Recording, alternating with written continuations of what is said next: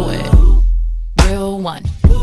Ain't nothing to it. Hey you guys, what's up? Your girl G here. Welcome back to my channel. Super excited because we got another show to add to the roster, you guys. Tamar, Get Your Life. I've been catching up on it. I watched episode 1. Now I'm watching finished episode 2. And it's a whole lot, you guys. Like, obviously, we got the backstory before we actually got the show. So we kind of already know where it's headed. But we're now actually getting to see the process of, like, how we got to where we got.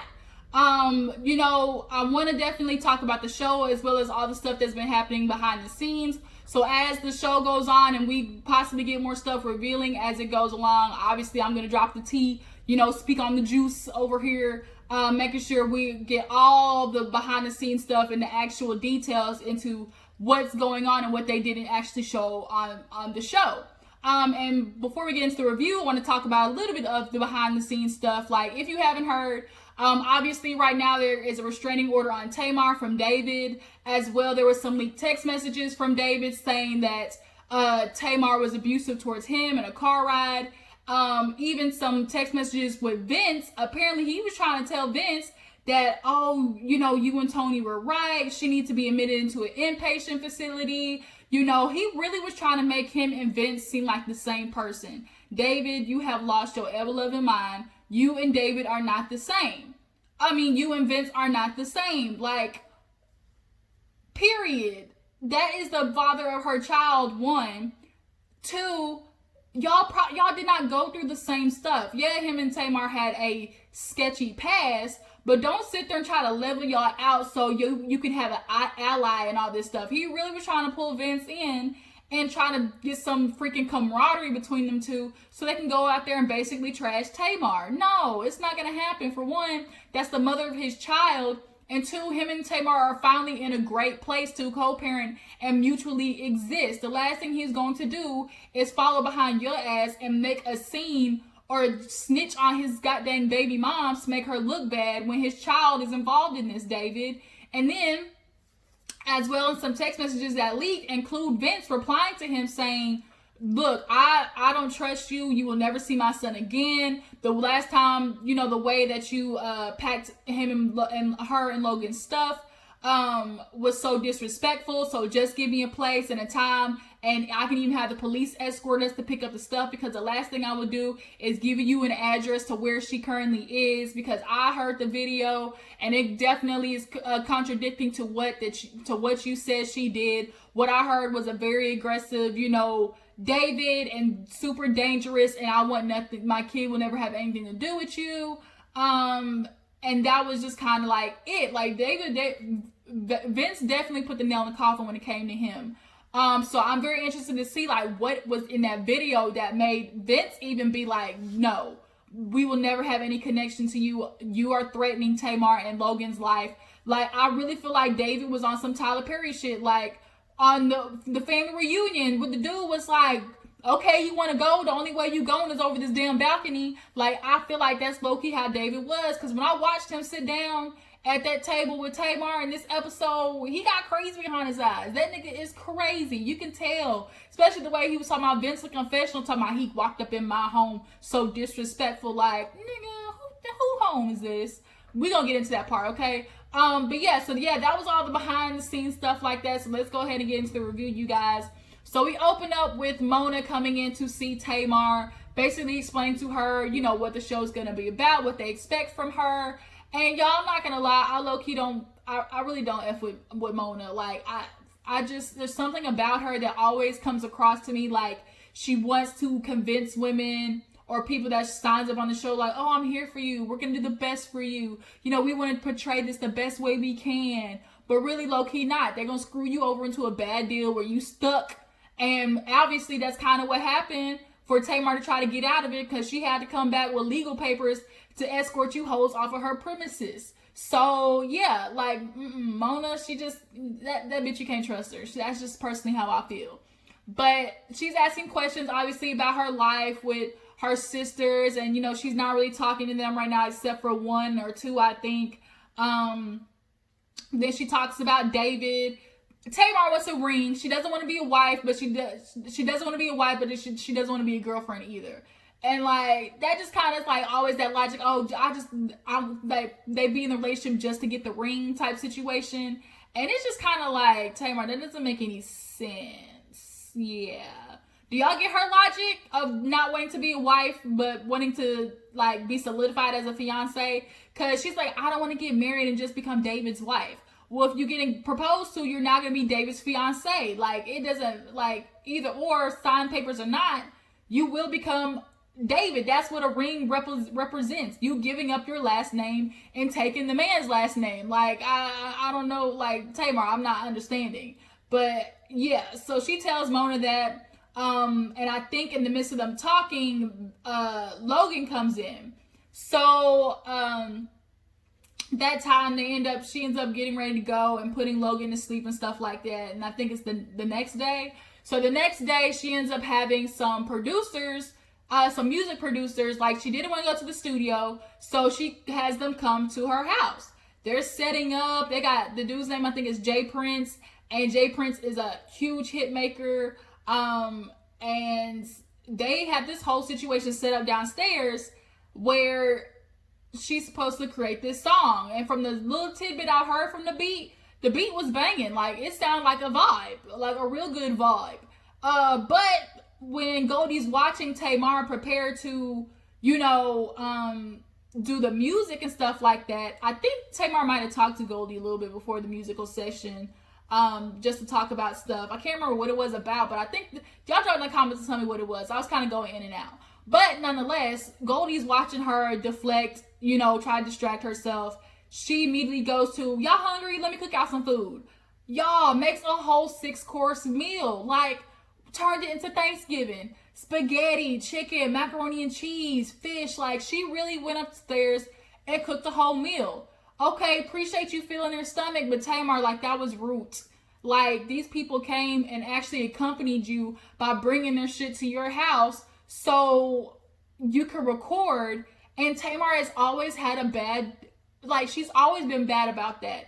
I remember specifically when she was on Iyanla's show. Remember when Iyanla told her to be there like 10 or 11 and she showed up at like 1:30 and Iyanla said, I'm not going to record with you. I'm not going to film with you because you disrespected our time. You disrespected me. You were told when you were supposed to be here and you didn't follow that. So take your ass back to the car. And that's what Tamar has always done. And then in fact, like whether it was like malicious or not, or it was consciously or not, like that just goes to show like you've done it so much that you don't even think about like how it was so disrespectful to them to not give your full undivided attention to them. I don't like that. And Tamar's been it was one of those things that always turned me off about Tamar. It just always seemed like she's so enveloped in herself and forgets that, hey, yeah, it's your life, but it's not your world. So finally after cooking, everybody gets their stomach full and she comes downstairs, sits down and starts doing, a couple of do, re, mi, fa, sol, la, ti, dos.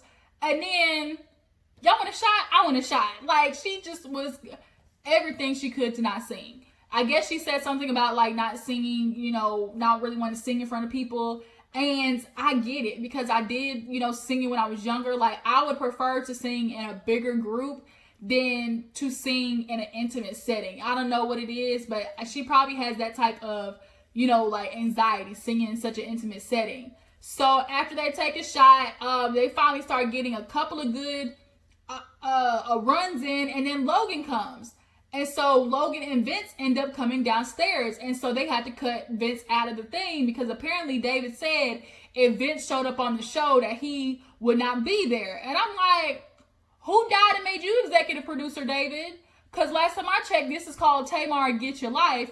And Tamar and Vince have a son together. So Vince would be a part of this show, would he not? Like, I'm confused how you have last say in that, David. Like, this is not your home, your house, and you don't pay nan bill up in this bitch, period.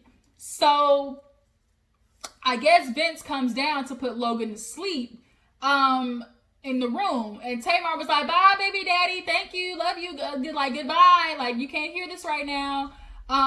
So, she shoot him off real fast. Apparently not fast enough though. So she gets done with the music, her little run. She does to the limit, push you to the limit. Oh, miss you. Like literally bare minimum. Like, I guess she was doing like the under tracks or whatever. I'm sure they didn't want to give up the meat and potatoes of the song, you know, till it finally is like ready and they make it a single. I guess that's what they did.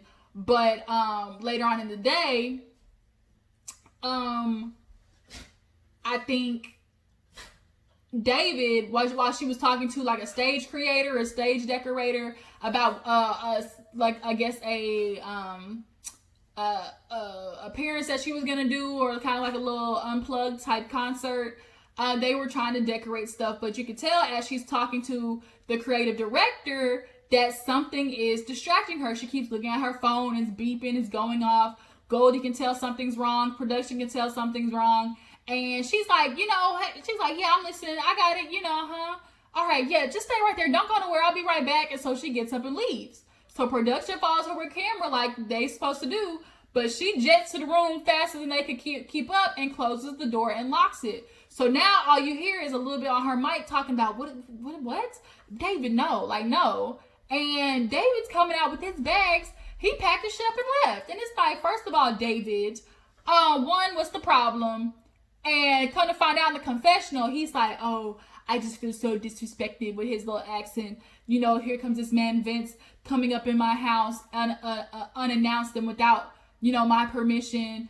And the only way I found out is, guess what? Through Logan, because he's like, oh, Papa put me to sleep. Hello, did you not listen to what Logan said then? Put me to sleep. That's his father, David. So then I'm with production. Okay, which house are we talking about? He said, you know, Tamar's house, but that's my house because I stay there 4 days out of the week. She stays at my house 3 days a week. So we have two houses. No, Tamar has a house and you have a house, David. Period. You do not have a name of no co-leaser, co-owner of nothing. You ain't got none up in this house. That's Tamar's name on that lease, and it remains Tamar's house. So until you start putting in on this man, you have no say of who can walk in about her house. Because like I said, you don't pay nan bill up in this bitch. Period. So if Vince wants to come in, or if Tamar wants to allow Vince to come in and put their son to sleep, I'm sorry, you have no say in that, because you need to understand that that is his father. And he, like Tamar said, he wasn't walking all the way around the house.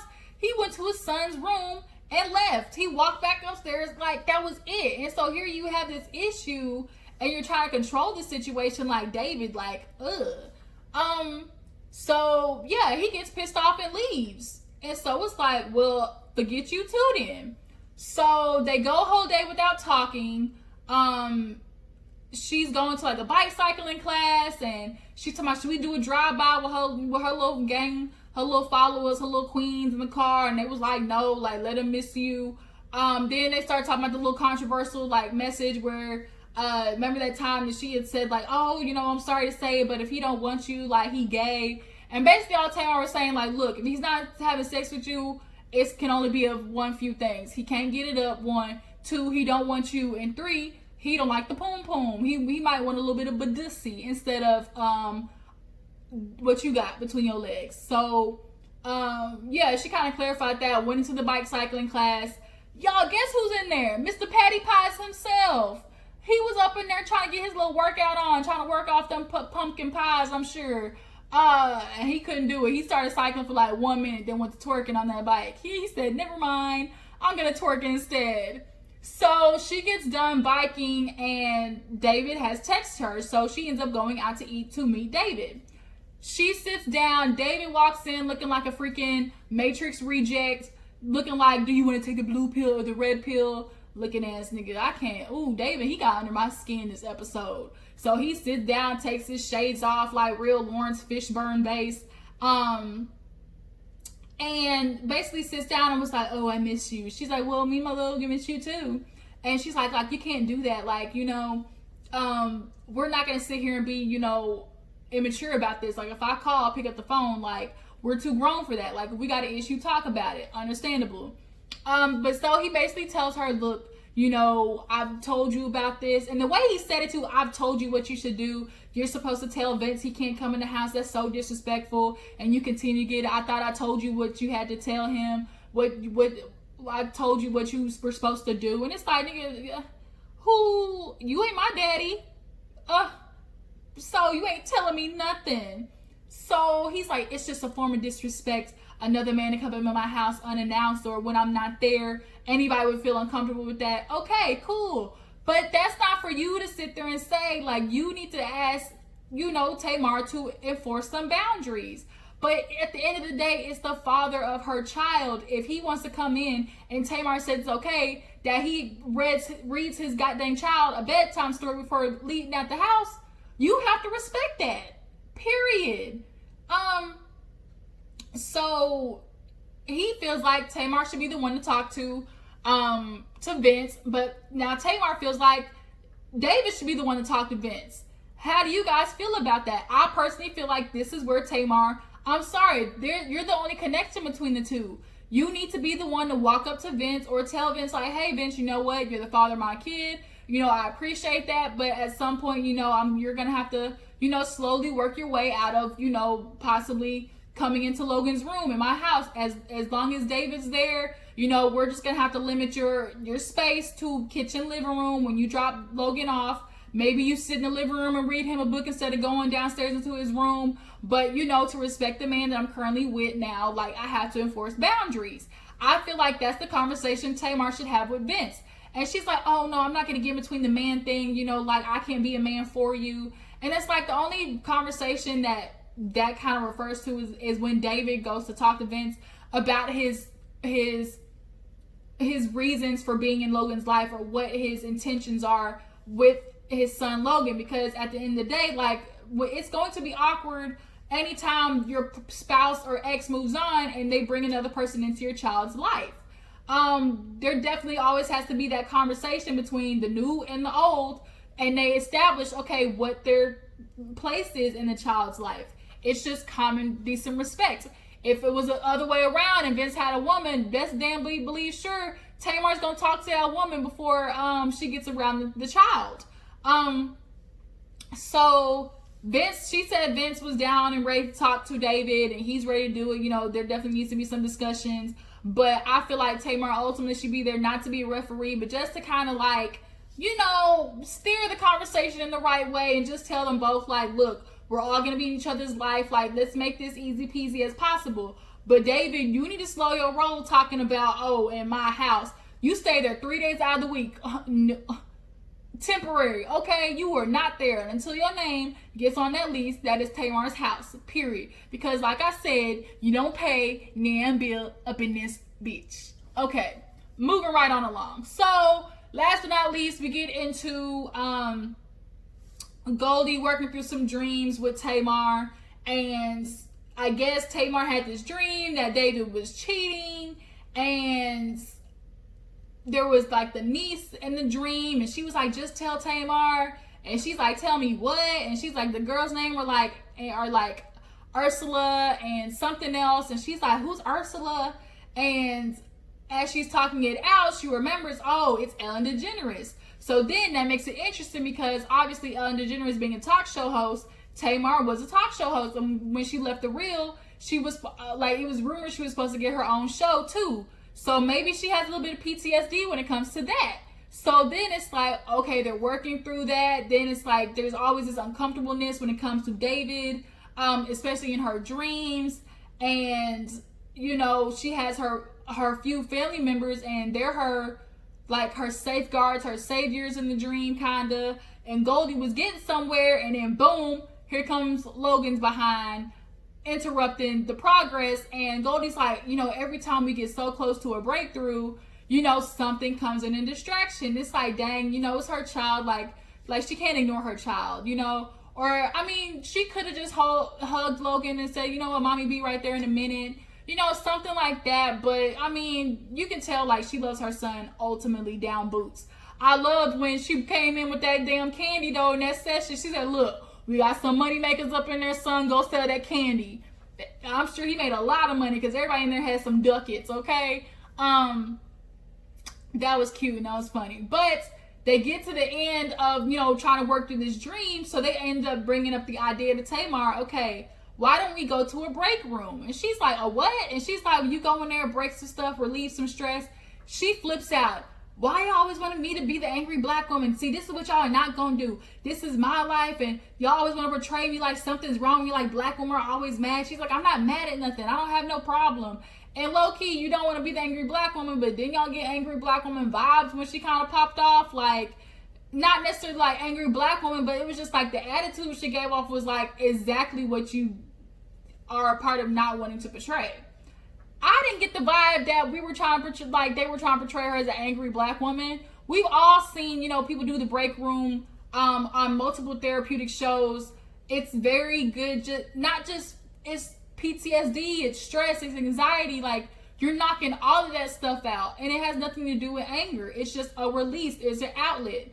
And so now the one little white producer, he's like, look, I need you to come back and explain this, because what you're not gonna do is have black Twitter on my ass like I just try to come for black women. He like, nah, not today. So Tamar comes back out there and she's like, what? We're not doing a break room. I'm not mad at anybody. There's nothing that I need to say. Y'all not gonna sit here and have me fighting girls, throwing drinks in people's faces, breaking glass. Like, no, I'm not doing it. I'm not gonna go out here and act a donkey's ass, as she put it. And she's like, I'm not fighting nobody. I'm not fighting them girls from the real. I'm not fighting my sisters. I'm fighting nobody but myself and the devil. And so everybody said, well then, okay, then touche, bitch, checkmate. Like, that's what it is. But the thing is, they still have to come up with some type of idea that makes it more visual for the viewers, because at the end of the day, Tamar, doing dream work, you just sitting on the couch talking to Goli, like, that's not really what's going to keep people's attention. It's interesting, yes, but we're visual people. So watching you like break something and have a, you know, an outlet to talk about it, or possibly a paint class where, you know, Goldie says, hey, you know, in this dream, paint what it feels like to you, or what dream did you have last night? Like, paint a picture of it for me, like stuff like that. That's what they're trying to get at.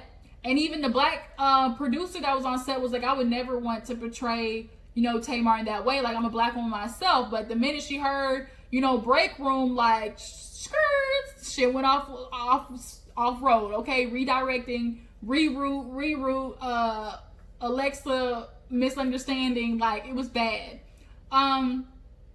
So she's like, look, I'm an artist, so we're gonna do what artists do. Like, and they were like, okay, we'll figure it out from there. But she was like, don't you ever, like, again in your life try to make me look like an angry black woman. Shots anybody, and she gets the bottle out, and she was like, it's just what it is. So that's kind of where the episode ended at, you guys. Tell me what you feel about Tamar Get Your Life this season. How do you think it's gonna be? David, y'all, I'm sorry, David got crazy behind his eyes. He is that Haitian, African, Nigerian nigga for sure, where they want to control everything, and the minute you go against it, it's a problem. Like, that nigga crazy, you can tell. And I definitely believe every aspect of him possibly threatening Tamar's life and threatening a murder-suicide at that. I believe it. Yeah, how do y'all feel about David trying to claim Tamar's house as his own? And Goldie, y'all feel how David tried to say, like, oh, Goldie was work of the devil, and he didn't understand, because he didn't understand it, like, oh, I worked through Christ in the Bible. And Tamar had to tell him, like, that's not how that works. Like, all we're doing is going through our dreams. Like, he's acting like she got Tamar going through the house with she like slitting a goat's neck and putting blood everywhere on the wall and doing seances and putting sand on the ground in the shape of stars and stuff like that. It's like completely the opposite. David, like, he wants to find a problem with everything in Tamar's life. He definitely is trying to do some isolation type, you know, like Stockholm syndrome type shit, and Tamar got out of it. But appreciate you for tuning in, you guys. Make sure before you go to like this video, subscribe to my channel. I will check out you hosts later. Deuces.